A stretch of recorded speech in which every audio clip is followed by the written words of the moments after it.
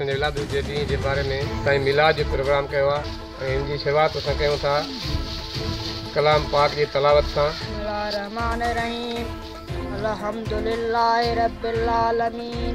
अबूल जला असां नंढड़ो आहे उनखे जेको अची नात मक़बूल ॿुधाईंदो ज़ामिन अली।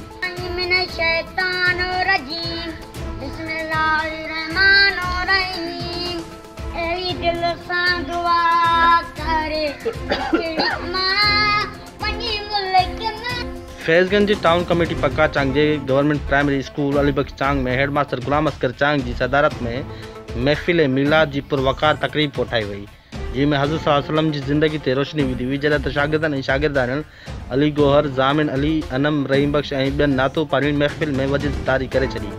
उन मौक़े ते स्कूल जे उस्तादनि गुलाम अस्कर चांग, अहमदीन चांग ख़िताब कंदे चयो त जश्न ईद मिलाद नबी सल्लल्लाहु अलैहि वसल्लम जो महीनो रहमतुनि ऐं बरकतनि वारो महीनो आहे। असांखे पंहिंजे आका हज़रत मोहम्मद मुस्तफ़ा सल्लल्लाहु अलैहि वसल्लम जी ॿुधायल वाट ते हली तरक़ी ॾांहुं वधिणो पवंदो। जॾहिं त फ़िज़ा लब्बैक या रसूलुल्लाह, मरहबा या मुस्तफ़ा जे नारनि सां गूंजी उठी, जंहिं बाद लंगर पिणु विरहायो वियो। अलीबख्श चांग, सोच TV, फैज़गंज।